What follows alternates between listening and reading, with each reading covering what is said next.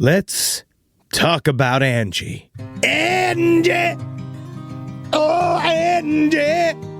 Angie's been connecting homeowners with skilled pros for over 30 years.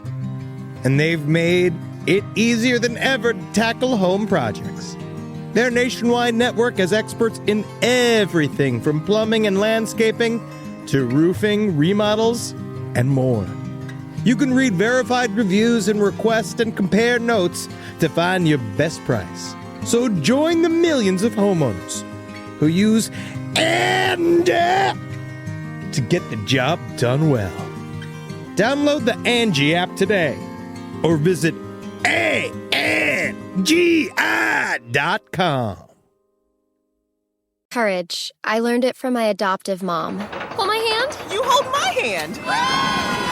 Learn about adopting a teen from foster care at adoptuskids.org. You can't imagine the reward. Brought to you by Adopt US Kids, the U.S. Department of Health and Human Services, and the Ad Council.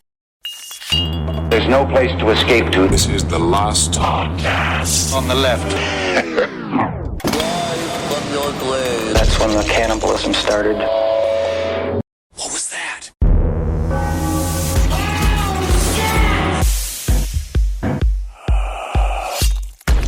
All right. So why don't you just start off with your rambling, as you always do that. Oh, you want me to start off with some kind of...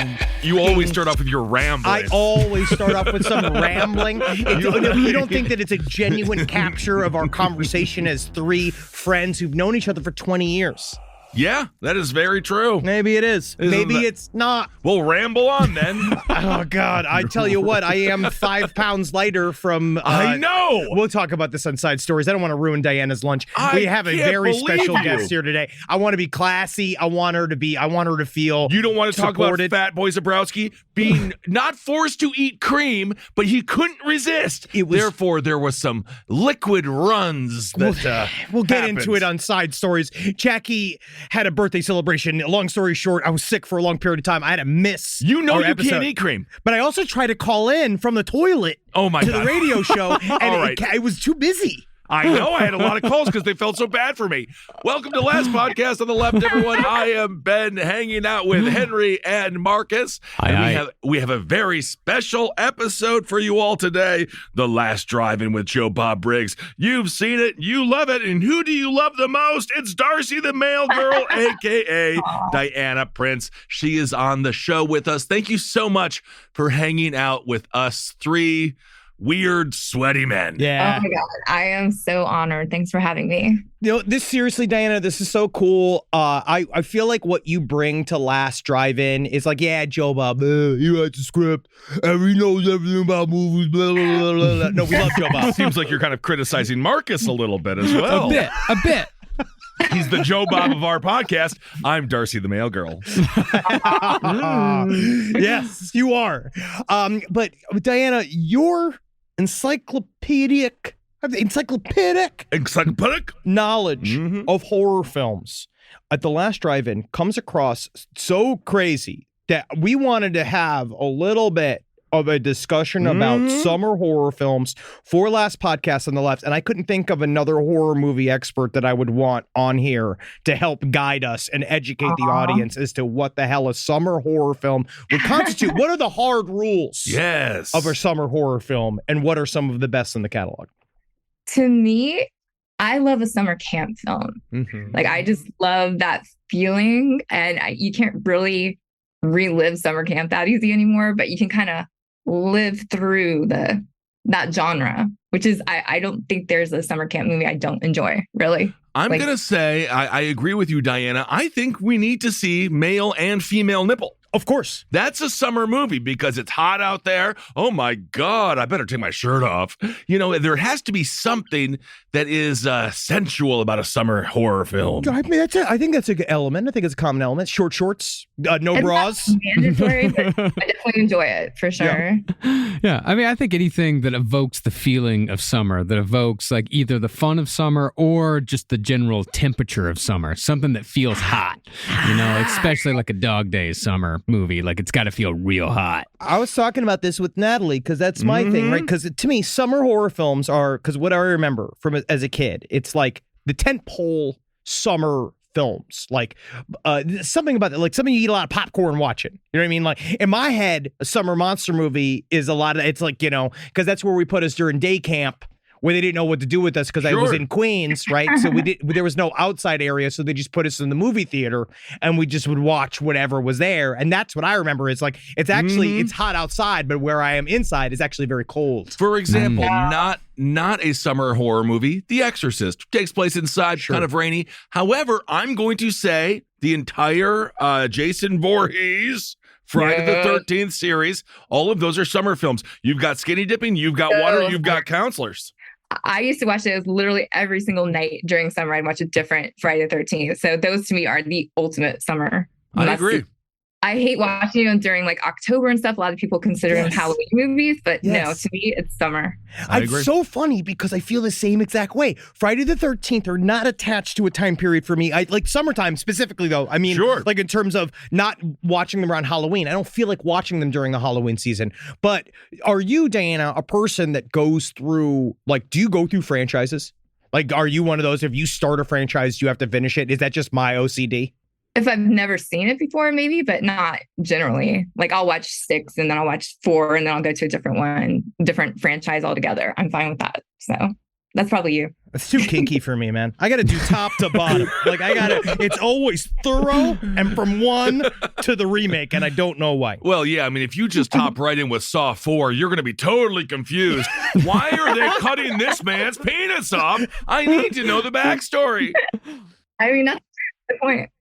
I think the only franchise that I have to watch 1 to whatever is Hellraiser. I have to watch it. I mean, I can watch Nightmare on Elm Street and Halloween and Friday the 13th, all fucked up, but Hellraiser, got to be in order. It's because the number 1 is technically the best one, even though I do believe that Hellraiser 3 needs a lot more love. Yeah. Zeitgeist. Yes. Because of CD Head. CD Head's amazing. And Camerahead. Camerahead is also, I think Camerahead is an underrated Cenobite. I completely agree, and there's something very powerful and poignant about both of those characters. Diana, when did you start to get into horror movies? I'm sorry, what? When did you start to get into horror movies? Because it wasn't, it used to just be a big boys genre, and now it's so nice. It's universal. There's, obviously when we come to the Comic-Cons and when it comes to our genre of sort of true crime and paranormal, it's so diverse now. Ladies love it, apparently, which we didn't really know. I mean, when did you get into horror? Since forever. Like my dad was really into it, so I'd kind of sneak in when he was watching stuff and get terrified and run out. But when I was finally brave enough to watch on my own, the first one I watched was Friday the 13th Final Chapter when I was probably about 10-ish. And I was in love with Corey Feldman. So I was like, I have to watch and find out if he lived. Like I had to watch the whole thing, even though I was scared. But I got through the end and I felt like so brave and powerful. And I'm like, I made it past Jason. I saw boobs. This is the greatest thing I've ever done. More right now. So from then on, it was like everything I could get my hands on. You know what the first pair of cinematic boobs I ever saw? What was that, Henry? It was in the movie Repossessed. Do you remember the Leslie Nielsen? The Exorcist, yeah. Man, pull your dress down a little bit, because she was pulling up from the bottom, and then she showed her the boobs. And I remember it was the first time I was watching a film with my mother and father, because they all love the airplane movies, and they're all like, very good. They immediately put boobs in his brain, and I was hooked. Yeah. I have a similar story as far as like enduring a horror movie, but just being able to like get through it and feeling proud that you got through it. The first horror movie that I truly remember watching was Texas Chainsaw Massacre 3, which has Viggo Mortensen, if you don't remember, one of his early roles. Yes. But I remember I watched it with a friend of mine during the summertime. We were at the lakes and like in this like unair conditioned lake house, sweating our ass off, and he peed his pants and I didn't. And so I felt superior, and I felt like I'd like accomplished them because I laughed through most of it and had a great time. Texas Chainsaw is another one that'd be great for summer. It's very hot. very impressed that. Perfect. That's what we were talking That's my number one pick for midsummer. Like for the dog days of summer, my number one is the original Texas Chainsaw Massacre. Partly because, you feel the heat off of that entire movie. You feel the claustrophobia of extreme heat, especially extreme Texas heat, which is just the fucking worst. And the fact that the movie itself, like they said, the room where they were filming the dinner scene was something like 110 degrees in there with all the lights in the middle of a Texas summer. And it just, you feel the heat radiating off of that movie the entire time. You really do. Like you feel the uncomfortableness of it all. And also just the incredible beach body of Gunnar Hansen, and I miss him, and I wish that I could have been around him sensually. Maybe that'll go to my first pick, because in the summertime, a lot of times, weirdly, I think the summer, which we've seen in the last couple summers, it's also a very intensely political time, an intense time, especially recently. And there's a movie I watch every July 4th that I love. Besides just, we talked right before we started recording, The Last Drive-In finally showed Uncle Sam. Oh, Uncle Sam, fantastic.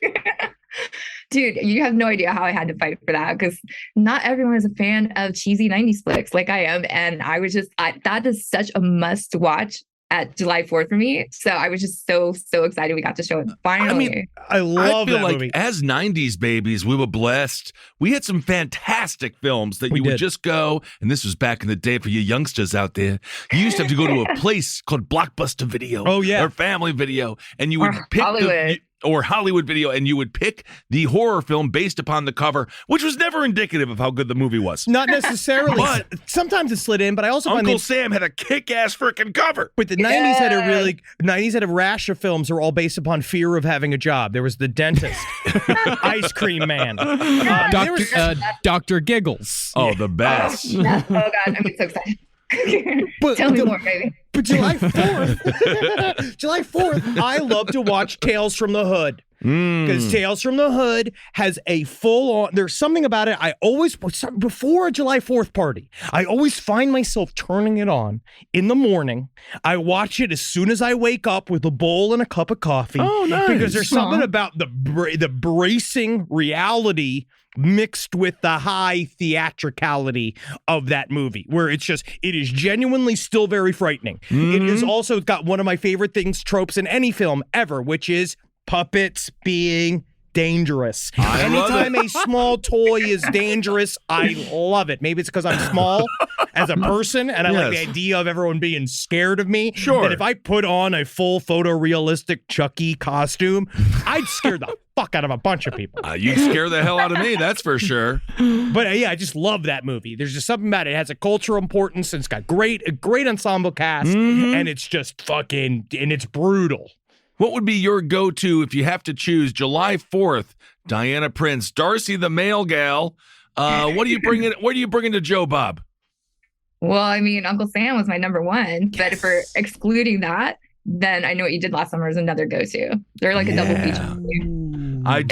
Beachiness, and not only is it a beachiness, but it was filmed in Wilmington, and I'm from South Carolina, so it feels very at home to me. It's like it's at home during the 4th of July. So I love that vibe. I'm going to say this right now. Underrated actress, Sarah Michelle Gellar. True. I like her. Really? Why not? But why yes? Why not? See? I wish she could do more. I wish she just embrace the horror genre and just come back and just be our scream queen right now. I'd love that.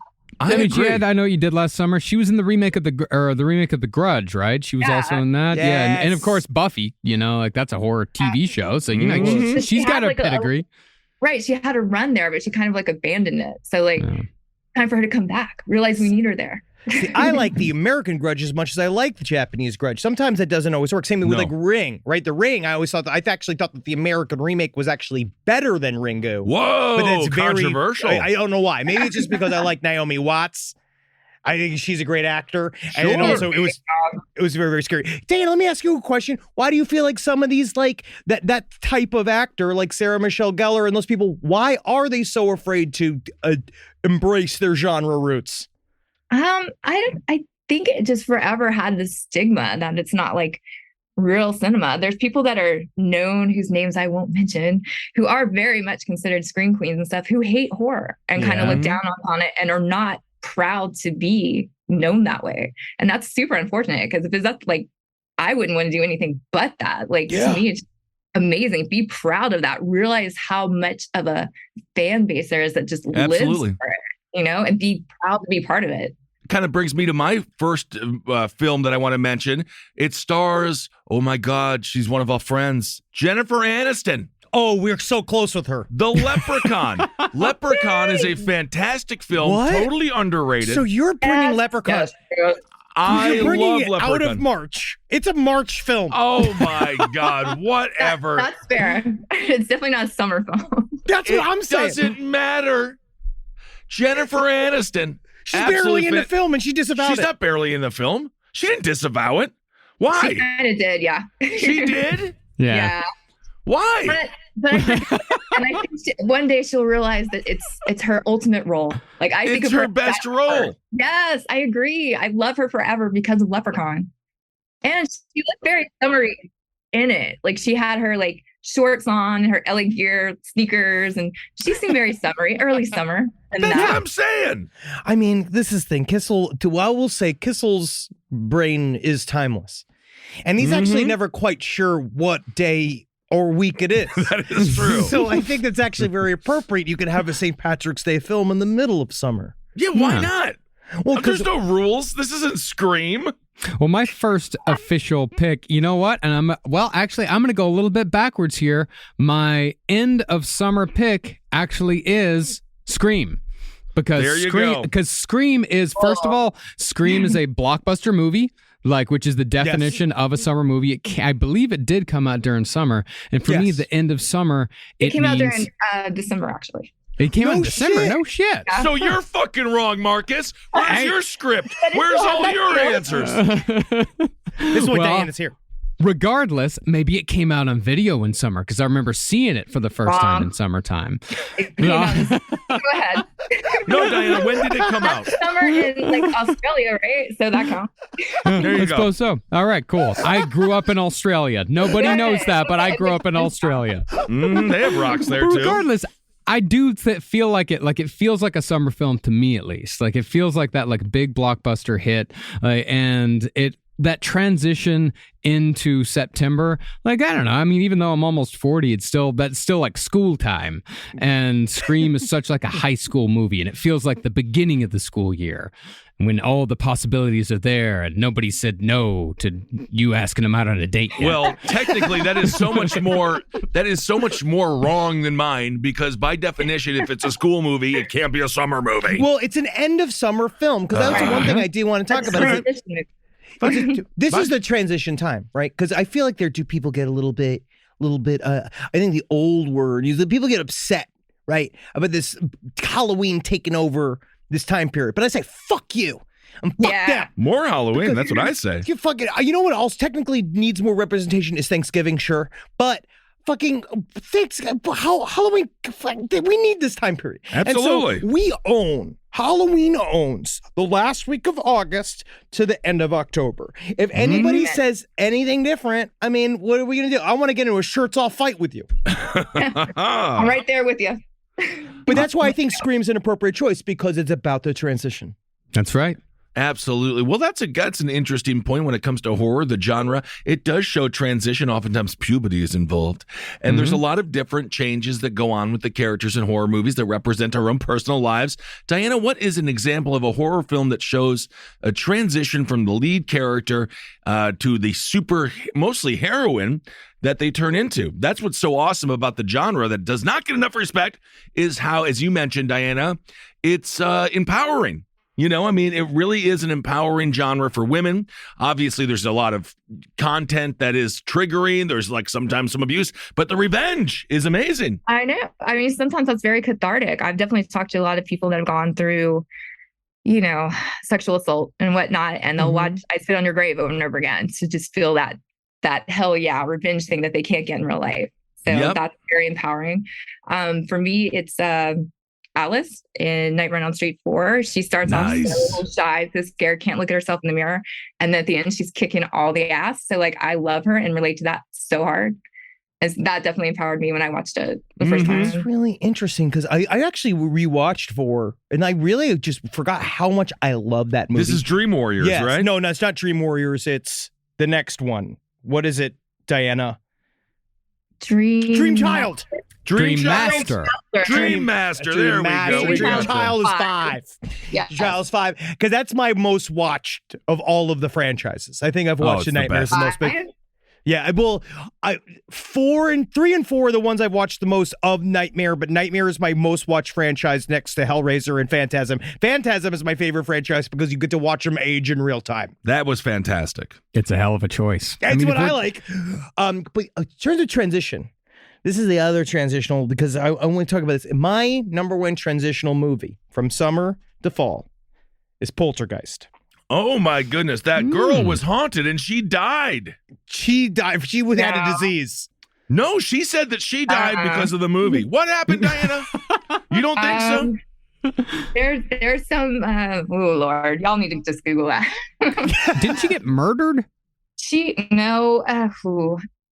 a lot of complicated stories around it, but what I have been led to believe is some stuff happened to her because of a sexual assault thing.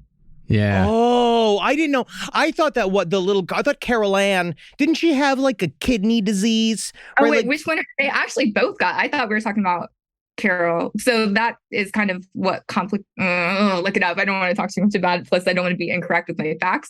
But definitely, Diana, no, you know what, Diana? You're here to talk about the movies. I know you know the movies. You don't got to worry about the information. Technically, that's on Marcus. I can see his little fingers here clicking right now. It's easy. That's his power.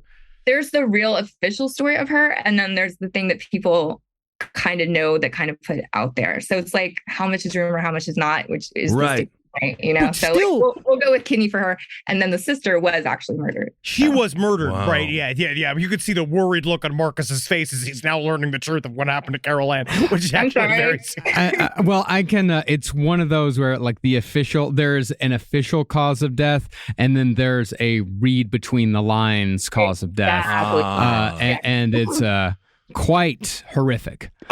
Very good. Yeah. As long as but I want to go back to the film. Go back to the film. As long as it has nothing to do with Craig T. Nelson, I'm fine. Yeah, Craig T. Nelson's innocent. He's good. He's innocent. But what I He's love about Poltergeist has, like, it still freaks me out.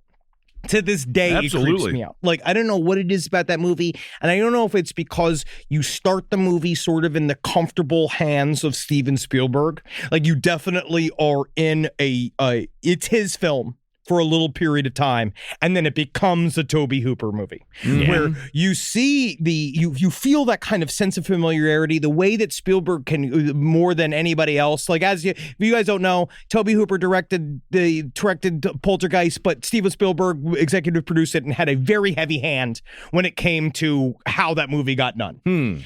And Spielberg, you could kind of feel his. He would disagree with that, though. I know some people would, but you look at it and it has you can kind of, to me, I see the Tobe Hooper DNA and I see the Spielberg DNA strands in it. And you could kind of see why it made it a perfect horror movie in a way, because you love this family. I feel like that's where the Spielberg element kind of comes in, where you look at I know that like that whole group. I wish that Craig T. Nelson was my dad. You really do, huh? Yeah, I mean, in that movie, he's really understandable. As long as he wasn't molesting anybody, I think it's great. Well, of course, he went on to be a coach. We never know. Well, I think that is fantastic. I'm blanking on the name of the movie that I want to mention. Isn't that fascinating content? It is great. It involves children. It involves the 80s style genre. But I want to keep talking about Poltergeist because you got the real skeletons in it. You got the fucking, what's her name? Tiny woman. Zelda Rubinstein. This house is clear. That one. Wow, that was good. She's the greatest horror actress of all time. Diana, did you ever meet Zelda Rubinstein? No, unfortunately, I wish. Who's your favorite that you've ever met? Well, you mean favorite before I met them or still after? Oh, no, don't worry about maybe. Both. Yeah. What about both? What about both? You ready to burn a bridge? Come on. They won't hear. They don't know. Burn that bridge. Favorite of all time that I've met. Let's go Barbara Steele. She's great. Okay, fantastic. That's very nice. It's no Zelda Rubinstein. No, Yeah. it's not. Yeah. Say my favorite moment in the entirety of Poltergeist is the paranormal researcher ripping the flesh off his own skin, off his own face. That's great practical. Well, that's such a good example of practical effects looking obviously fake, and yet it still freaks you out because it has that dreamlike quality. And that's the most important thing, is having a good special effects person on there that has tangible, real, goopy. I hate these CGI special effects. Where are you on that, Diana? What's the perfect mix of CGI and good, tangible special effects? If it can help you save the budget, then I understand CGIs, and I don't hate it automatically. But if you can do practical, like always, that's the way to go, in my personal opinion. It just takes me out when it's not really there. I feel like a movie that just did it perfectly was the remake of The Mist. Yeah. That was just like such a perfect mixture of CGI and realistic effects. True. No, I love that one, man. I feel like that's a good one.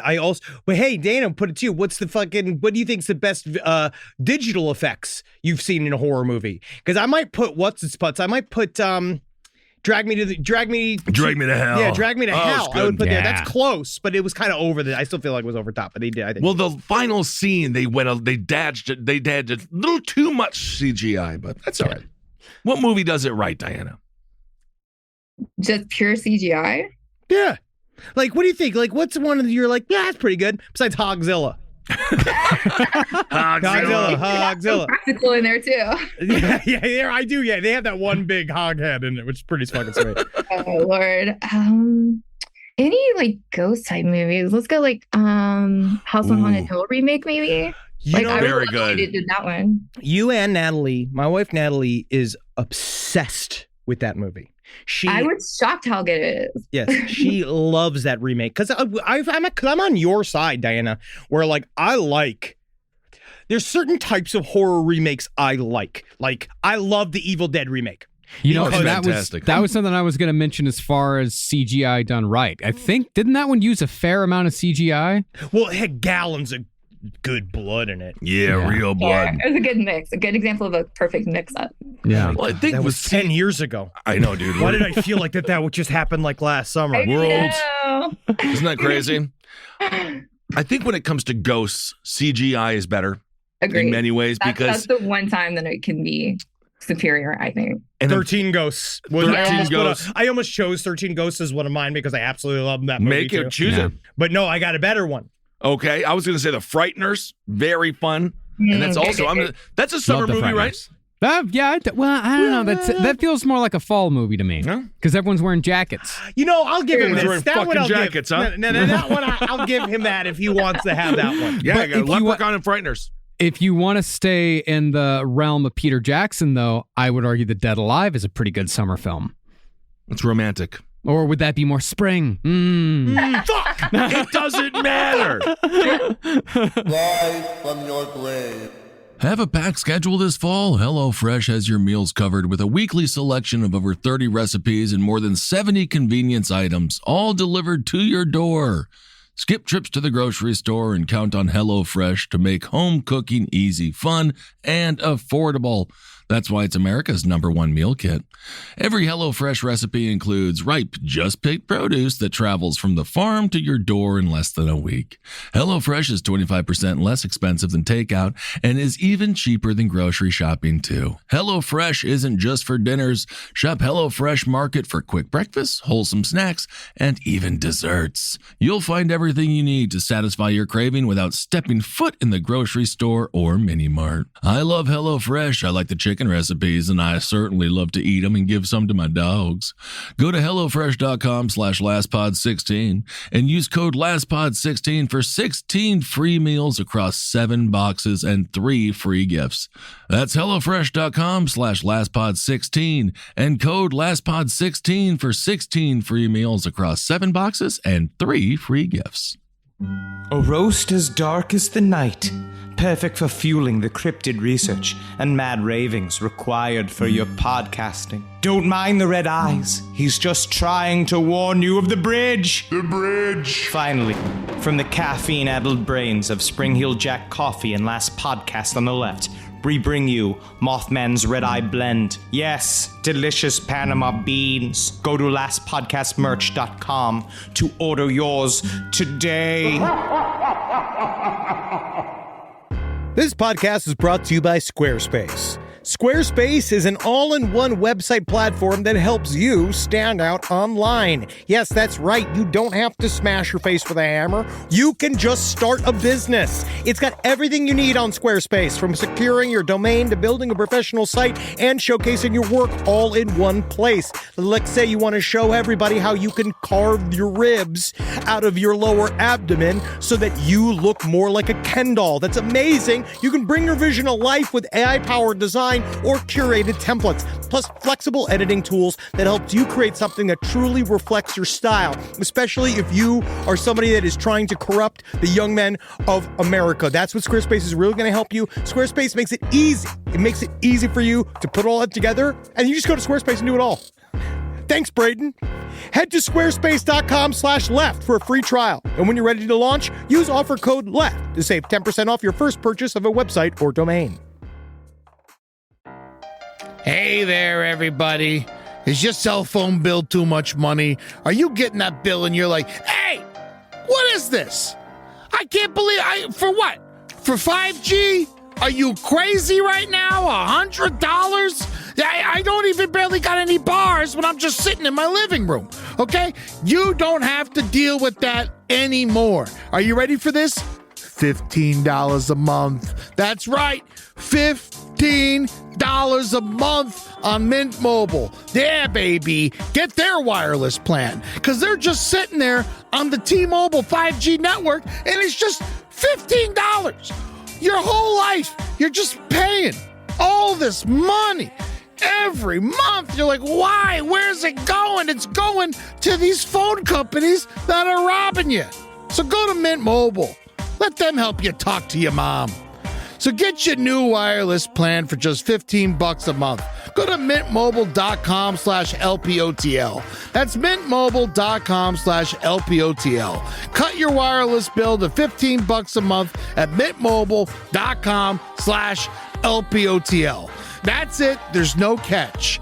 Upfront payment of $45 for 3 months, $90 for 6 months, $180 for 12 months. Plan required, $15 per month equivalent. Taxes and fees extra. Initial plan term only. Greater than 50 gigabytes may slow when the network is busy. Includes up to 20 gigabytes hotspot. Capable device required. Availability, speed, and coverage varies. See mintmobile.com. Courage. I learned it from my adoptive mom. Hold my hand. You hold my hand. Learn about adopting a teen from foster care at adoptuskids.org. You can't imagine the reward. Brought to you by Adopt US Kids, the U.S. Department of Health and Human Services, and the Ad Council. Well, I would say, if we're talking about that transitional period between spring and summer, something that sits right on the edge, but I would argue for this being a summer movie because it is an introduction to summer. I would recommend everybody watch this next year on May Day, the original Wicker Man. Yeah. We're trying to show that around that time, so fingers crossed it works out. Yes, please. Yes, please. absolutely. No, the original Wicker Man is just so the soundtrack is fantastic. Actually, Christopher Lee argued that it was a musical at the end of the day. Like that's what he told. Like he came in like in the middle of the production, like near the end of the production, and announced to everyone like, "Behold, we are creating a musical." Whoa! All right, Christopher Lee. Yeah, everyone's down for it. I actually didn't mind the Nick Cage remake. I hated it. I hated it. It's not even. It's fine as a 3.5 minute YouTube montage. Not the bees! I mean, he didn't want the bees. Makes all the sense in the world. Yeah, but the original Wicker Man is so good. In the remake of Wicker Man, do you have any problems? Like, Nat and I both were laughing the last time we watched it. Was laughing because of just how many women he punches in the head in the last 25 minutes of that movie. I'm fine with that. If you deserve a punch in the head, then go for it. It was so funny. But also, do you think this is another controversial thing? Maybe I'm wrong.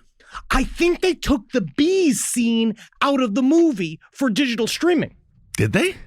No way. No way. The bee ending was an alternate ending. And What? so they had, there was 2 endings to that movie. There was the bees, and then there was just putting them in the Wicker Man and lighting them on fire. No fucking way. Come on. Because I went looking for the bees scene again because the first time I watched it, we lost our minds, right? We just loved that scene.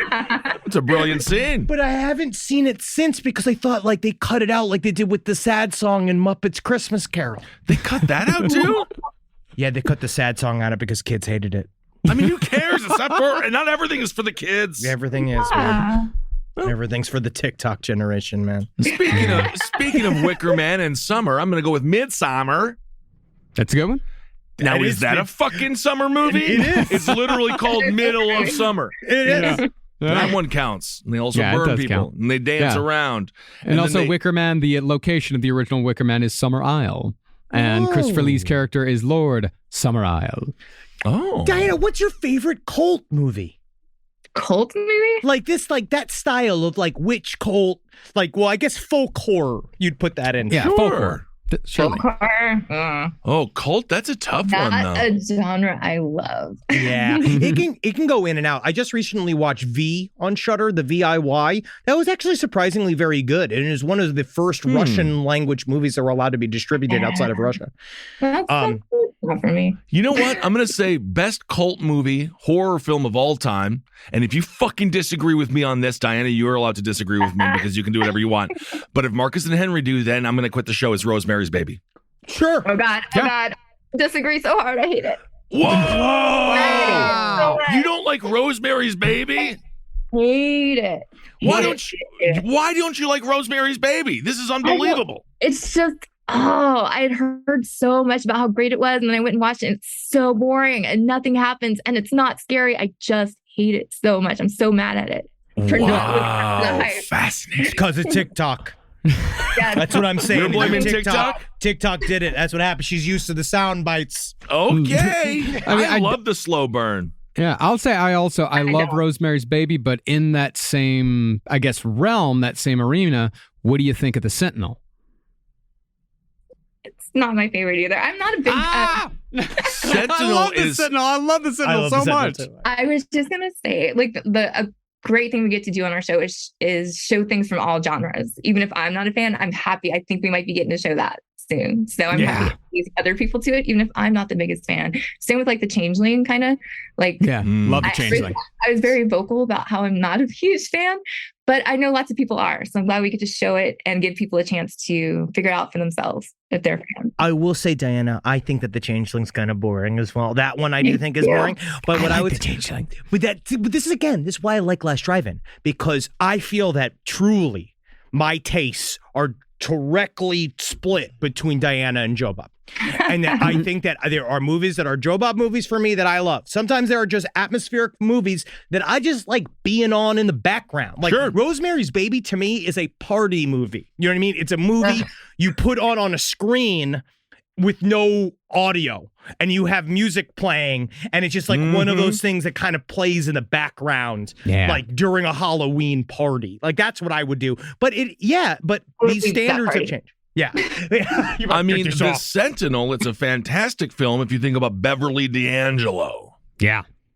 My God. And then she went on in Christmas Vacation, she married Chevy Chase. It's all fake. I know. But if you think about it it's not, what a life, huh? What is your favorite Joe Bob movie, Diana? Literally, because you know what I mean. I know because he likes some of the older shit. He's got a traditional stripe inside of him. What is your favorite of his choices? Well, his favorite of all time is Texas Chainsaw Massacre, so that's definitely a good one. Oh, He's also a big fan of Next Generation. Texas Chainsaw Massacre, which I agree with, and a lot of people are not fans of that one. Yeah, the one Next with Renee Generation. Zellweger? Yeah, and Matthew McConaughey. I guess I got to watch it again because the first time I watched it, I hated it so much. Super fun, and he's such a purist with Texas Chainsaw, and he still loves it. So I love that he champions that one. I mean, the new Leatherface is another film that I absolutely loved. It was like written by a fan of Leatherface, the most recent one that came out this year. I mean, Leatherface got his revenge on all of these people who were quite mean to him. And I love when the monster gets their revenge because he's just a big boy with some kind of bizarre disease, much like Jason Voorhees. When they kill all of these handsome people and beautiful gals, I just think it's a beautiful thing to see.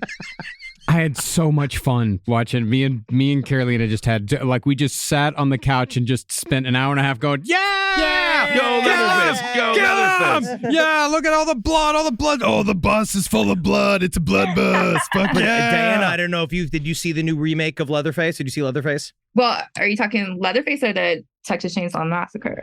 Leatherface. The one that came out? The one that just came out. Yeah, it came out this year. So that one was Texas Chainsaw Massacre, right? The one with the bus scene. That's what you're talking about. Yeah. Okay. So as a Texas Chainsaw Massacre movie, I can see why people don't enjoy it, but as just a fun slasher, I love the kills. It was fun. Yeah. Joe Bob, however, not a fan. No, he was upset. Why was he upset? Well, it's because I will say, because my criticism of the film was that they missed some of the subtleties of the character of Leatherface, truly, where Leatherface wasn't just a rampant maniac. These people were coming into his home, and he was at first trying to bridge some form of communication with these people. I don't think, when was the communication? Well, it's because as a boy, he didn't know that he needed to be more outwards to strangers, and his family actually kept him very sheltered, which is why he was so scared when these people came and disturbed the peace of his home. And that's why he reacted in the way he did, killing them. Because Grandpa distilled in him this lesson. So I feel like that's what the new one missed, was a little bit of the subtleties of family. I feel like the new one got revenge right. Because it was one of the first, it was maybe the only Texas Chainsaw Massacre where the people that were killed all deserved it. Yeah, that's because they awesome. Screwed him over. That was his house. That was his mama's house. They killed Leatherface's mama. And just like Jason, he's a mama's boy. You mess with the mom, you're going to get killed. That's what I love about him. As a mama's boy, I think it's great. Did the mechanic deserve it? I don't remember anything that he did to deserve his awesome kill. He was just annoying. Mechanics are price gougers, and they lie to us about what's wrong with our cars. Absolutely. Also, there was no one in that town. So what was he fixing? I don't know. He was living a lie.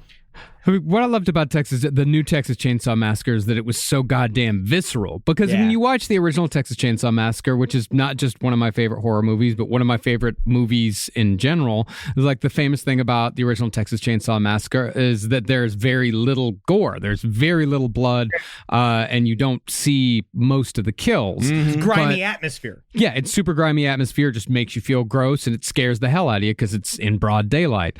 But this one, but that's the thing about it, is that you wanted that. You wanted to see the fucking chainsaw going in. You wanted to see a decapitation. And this one, it gave you everything you wanted. It really did. There's nothing wrong with that. There's absolutely, and there's nothing wrong with enjoying it either. And unfortunately, that's what it is. It's because our lack of attention span. That's what this is all about. Yeah. That's all it's TikTok. That's what it's done. And that's why I want to add my third and final film to talk I think there's one aspect of the summer film that we have not broached, which is, I believe, that one of the pillars for a horror movie to be considered a summer horror film is the monster movie. Gotta have a monster. I think the monster movie at a theater or at a drive-in is one of the best ways to spend a summer night. It's my favorite shit. So I was trying to figure out what summer, but then I also kind of had this kind of split in my mind. Technically, the best monster movies of all time are probably, I would put up there Shin Godzilla. I would put one of those up there. But I feel like the Godzilla films are probably more like sci-fi, right? Sci-fi, Mothra, Godzilla, sci-fi. So in my mind, the one I wanted to choose was The Host. Oh. I love The Host. And I think, again, it kind of ushered in the modern, self-conscious horror movie. It's kind of meta. It kind of makes fun of the genre itself, but also is in and of itself a very compelling horror movie. And also it's just good. It is good as fucking hell, and it's scary, and it's got a lot of violence. What's the name of this goddamn movie? I'm Super 8? Not Super 8. It's not Super 8. Monster Squad? You thinking about Monster Squad? I think it's Bunch Super of kids? 8. Yeah, it's Super 8. That's a sci-fi film. Yeah, it's got counts. Kyle Chandler in it. I could never guess that one. That counts. Sci-fi horror, they're friends. I would say we're leaving out a big one, which is shark movies. Like Jaws, you have to watch in the summer. There's no other time. I know, but then I felt like I wanted to impress you, Diana. I just wanted you to. I wanted to choose something else besides it. But yes, I love Jaws. What is your favorite shark movie, Diana? It's got to be Jaws. Deep Blue Sea. Oh my Deep goodness, Blue LL Cool J. Hello. New generation. This is what happens when the kids take over the airwaves. I mean, I just love it. And I mean, it is a lot of CGI in there, but I'll take it. And it's fun. And that first time when I saw Samuel Jackson with his speech and then, yeah, like it was just amazing. So mind blown. And I keep going back to that one. That's my go-to shark movie. All right. I mean, when it comes to in-water horror, number one, open water's horrifying. That's horrifying. That's very, also very scary. That just reminds me I can't swim. Yes, and the entire thing just takes place in the water, and to make it cinematic and to make it dramatic is actually very difficult. Also, the remake of Piranha 3D is immensely freaking fun. And the kills are great. I forget the name of the porn star in it. She had big old boobies. But Brie Olsen. No. It might be. No, it was. It wasn't Brie. No, it was. Riley? Was it Riley? No, it was a gal that had massive. She's smaller. Oh my goodness, what was her name? But her death was so funny. Riley Steele. There you go. No, I don't know if that it was Riley Steele. It was. Yeah. All right. I'm clicking. It's her subheadline is American pornographic actress. Well, that is absolutely certainly her. Fantastic. Well, good for her. I was doing porn at that time. And I was so jealous. I was like, how do I get in Piranha 3D? You just got to go through the Shudder pipeline. And now don't worry, Diana. You can be in you could be in Piranha 3G. Oh. It is going to be, they're ready for you. Double G. Yes. I think that's time for that. But there's something about water and people being in said water and then having sea creatures kill them where you feel so powerless. And that's why they actually scare me almost too much, where I can't really watch them because I don't think I'd win in real life. With every other horror movie, like I had a dream, I've had 2 Freddy dreams, and both of the times I did win. So it kind of works. I was like, sweet, I beat Freddy. And we kissed. But when it comes to any sea movie, I'm losing. I'm drowning immediately. Yeah, because the water can get you. The water is inherently its own like scary monster. So it's like you have to fight a bunch to win this. It's really hard. I was thinking of Gianna Michaels. Gianna Michaels. Rise from your grave. Hey, what's up, everyone? How you doing? Ben Kissel here with Henry Zabrowski. Yeah, it's me, man. Yeah, bro. Henry Zabrowski is smoking some of that sweet last podcast on the left, babe. So go out there and purchase yourself some. I hope you enjoy it. We have sativa, we have indica, and we have a hybrid. And I have to tell you, from my personal experience, they are wonderful. Super tasty live resin. You really get the delicious weedy taste, which is what I like. And 3 different experiences. You go to your local vape store and get it. Absolutely. Thank you all so much for supporting the show. We absolutely love you. Can't wait to see you on the road and get that vape, put it in your brain, and have a good time. And if you want us at your favorite weed store, give them a call and ask for them by name. Absolutely. Last podcast on the left, it's weed. Hail yourselves, everyone. Hail Satan. This is a paid ad by BetterHelp.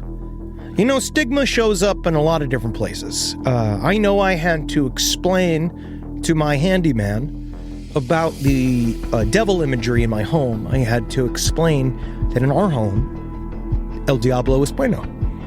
And he reluctantly agreed. I think largely just because he was in my home and he was scared.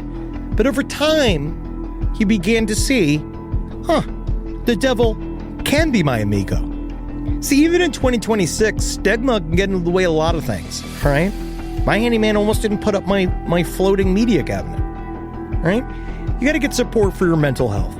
Maybe you've encouraged friends to consider therapy while avoiding taking the first step yourself because you're busy, worried what others will think, or telling yourself you should handle it alone. No, you need a team. Get therapy with BetterHelp, the world's largest online therapy platform. Give me a space to slow down and talk through what's building before it feels unmanageable.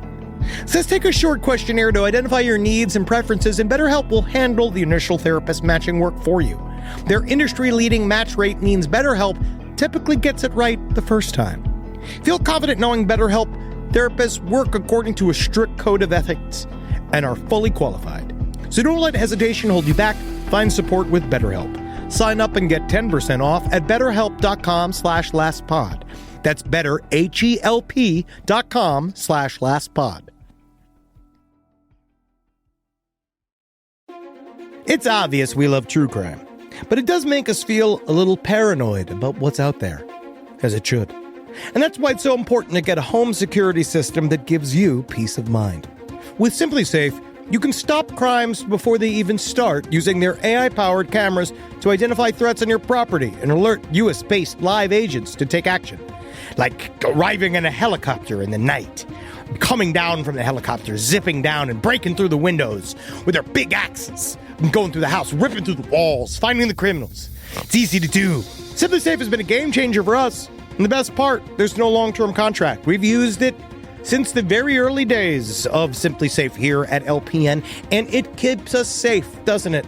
It keeps all of our thoughts inside the building. Then there's the ones we let out because they have to go out because that's a part of it. But SimpliSafe keeps the other thoughts safe. And for that, we say thank you, SimpliSafe. And we want you to experience the same peace of mind as we, which is why we've partnered with SimpliSafe to offer an exclusive discount to all of our listeners. Right now, you can get 50% off your new system by visiting simplysafe.com/LPOTL. That's half off at simplysafe.com/LPOTL. There's no safe like SimpliSafe.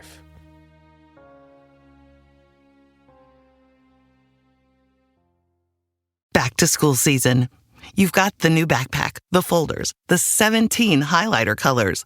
But there's one essential that never makes the shopping list. Their pillow. And we all know better school days start with better sleep. So we've got big news. Coop Sleep Goods is running their back-to-school sale. Save 20% on the entire collection. Spend $150 or more and get a free gift. The sale starts July 28th and ends August 25th. From cooling pillows to mattress toppers that transform thin dorm room mattresses, the only thing left to blame for a bad night's sleep is their insomniac roommate. Coop's pillows are adjustable, built to fit how your kid sleeps, whether that's a twin XL dorm bed or their room at home. Spend $150 or more and get a free Ultra Tech pillow protector. Head to coopsleepgoods.com/comedy. COOP sleepgoods.com/comedy. 20% off plus a free pillow protector with $150 or more. What's your third pick, Marcus? I already had all three. It was Texas Chainsaw Massacre, Scream, and Wicker Man. Man, Wicker Man's my number one. That's what I will say is like that. That's what you got to. I mean, I think you still have to wait till next year, but you could enjoy Scream right now, and it's still hot as balls here in New York, so you could definitely still enjoy Texas Chainsaw Massacre. Can I ask everybody? Okay. Where the fuck is our octopus movie? Ooh, that's a good call. Where is a good is there a good horror octopus movie? Well, I know. I don't think that Ed there Wood is. had an octopus in one of his horror movies. Remember the scene in Ed Wood where Martin Landau is out in the pond at 3 a.m. just going, ah! yes. Yeah, there's my octopus teacher where that guy tried to fuck that octopus. Yeah. Oh, that's Did you see that, Diana? It was weird. Which one? It was called My Octopus Teacher, and it was about this guy got like really fucking... He got like weirdly physically close with this octopus, and he's like, we can communicate. And it's like, I don't know, that's a horror movie, because it really is just about this guy trying to fuck this octopus. There's a really old one. It came from Beneath the Sea. That's kind of octopusy. I guess that counts. And there's a really cheesy, like I think straight to video or something called Octopus. But we need like a really good, scary octopus. The giant squid thing used to always scare the shit out of me. Yeah, dude, because also now giant squids are fucking real. Like because of the warming temperatures, they're all coming up to the surface. Yeah. The octopus that scared the shit out of me when I was a kid, was one of my favorite movies when I was a child, was King Kong versus Godzilla. There was a big octopus fight between King Kong and an octopus, and it was quite creepy because they used a real octopus and then they just threw an octopus on a guy in a monkey costume and he had to wrestle around with it for about 10 minutes. It was a very long fight. You know what this is, Diana? And you got to get this in Last Drive-In. It's the movie Dagon. Okay. Have you seen Dagon? I feel like I did a long time ago, but I don't remember it very well. It does sound like a Texas man who stubbed his toe on the bed when he got up in the middle of the night. Dagon!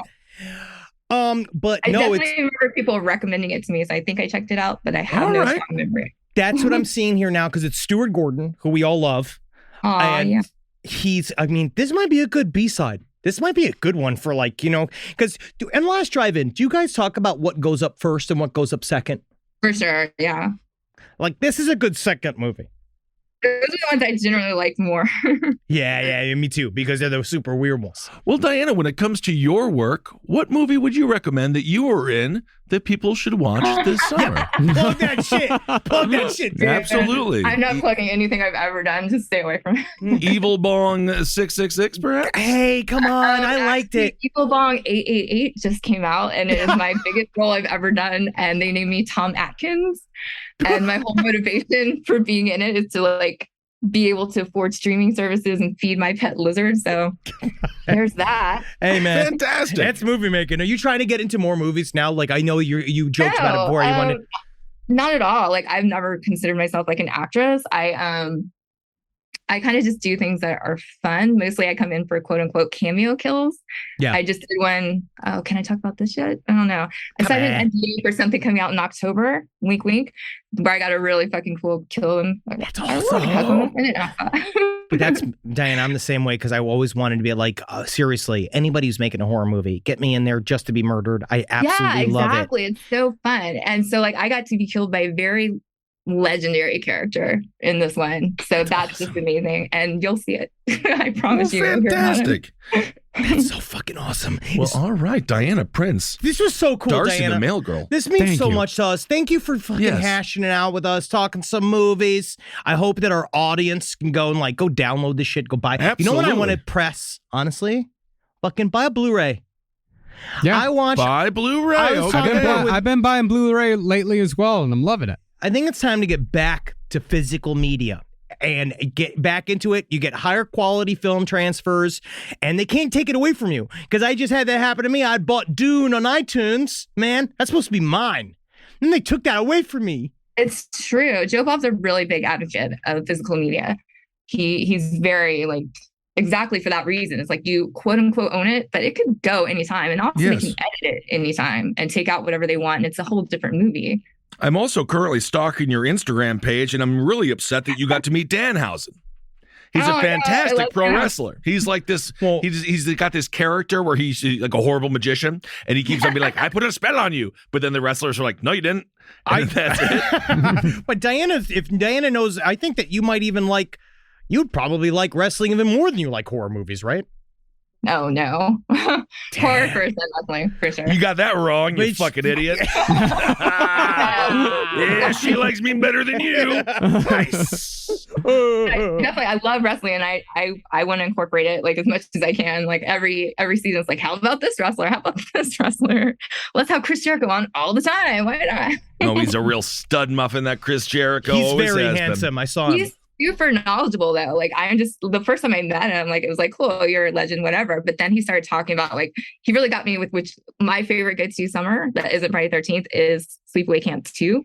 So he started talking about that immediately, and I'm we are best friends now. That was another one I got because of the cover. You got the knife going through the shoe, or is that part one? Either way, it's awesome. But then it turned out to be amazing. I like Sleepaway Camp 2 much better than the first one, honestly. It had boob, the bonus right there. It's so good. Sleepaway Camp 2 is really good. You guys surprised me. Again, it's another one of those that I would never have watched. And it's a great one. And it's just fucking great. It's great. And then you get to meet Felissa Rose all the time, who sounds like she's a hoot and a half.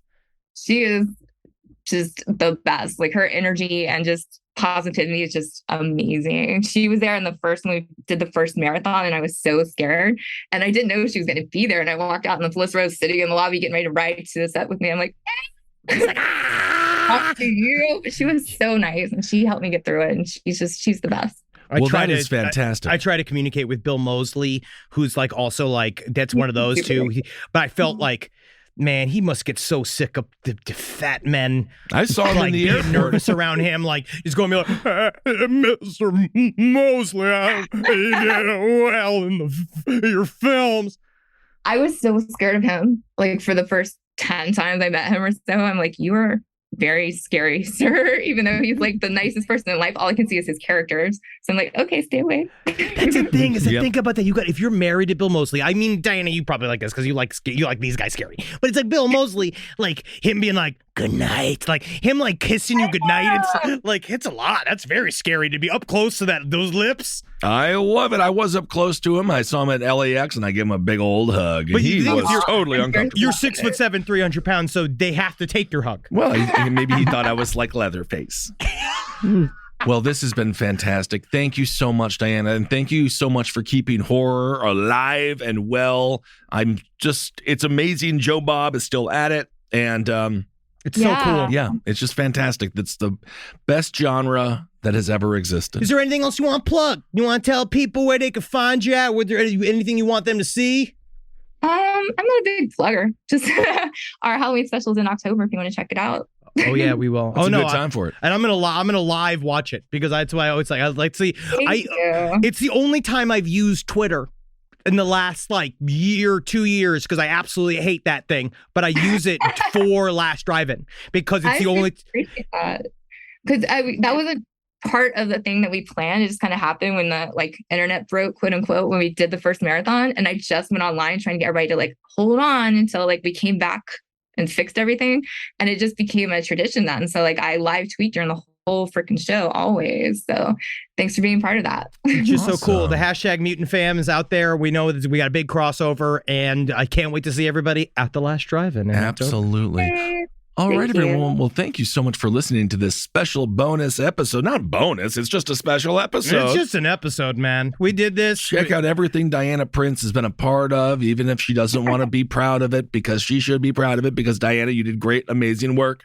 And you're just a wonderful, it's been really nice chatting with you. It's been wonderful. Thank you so much, Diana. Thank you for having me. Rise from your grave. All right, there it was, our conversation with Diana Prince. Another perfect interview. Oh, we nailed it. She's great, right, though? She's so, she knows a fuck ton about movies. She knows a lot about movies, doesn't like certain films that I'm a little bit surprised about, but you know what? That's humans, isn't it? It is. Don't humans always surprise us a little bit? That's right. But now we're going to finish our summer break. I'm certain right now I'm down in Puerto Vallarta. And I have a bunch Punta del Este. I have bought a bunch of it's me and I have all these families around me. Sure. And they're like, thank you for coming. Why not? And I make a little school. I teach them all about history.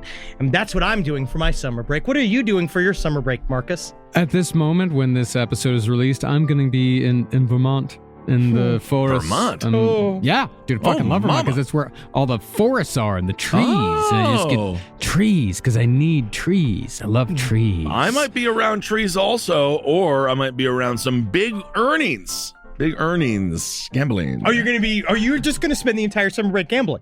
Gambling? No, not really. Maybe I'll go see Thunder Down Under and look at some Australians get ready for our tour over there. Yeah, I'll go look at some dick with you. We're going to be in Vegas together, the thing is, they don't show the dick; they reference the dick. That's stupid. No, that's the point. That's the when we're going to see it. That's what show gets the dick. No, because women are weird. Like they don't want to see the dick. They want you to think. They want to form the dick in their minds. I think all of this is being made by men. No, it's not. Thunder Down Under is. I've been to an event, and it was women, and it smelled like women. Ugh. Yeah, it was weird, bro. I see. It was real weird. I see. All right, everyone. Thank you so much for listening. Hail yourselves. Scariest moment of all. Hail Satan. Congratulations. Hail gay. Do you mean it smelled like perfume? No, it smelled like it. They needed perfume. Woo. My God, I almost got pregnant. That would be bad. Yeah. This show is made possible by listeners like you. Thanks to our ad sponsors, you can support our shows by supporting them. For more shows like the one you just listened to, go to lastpodcastnetwork.com.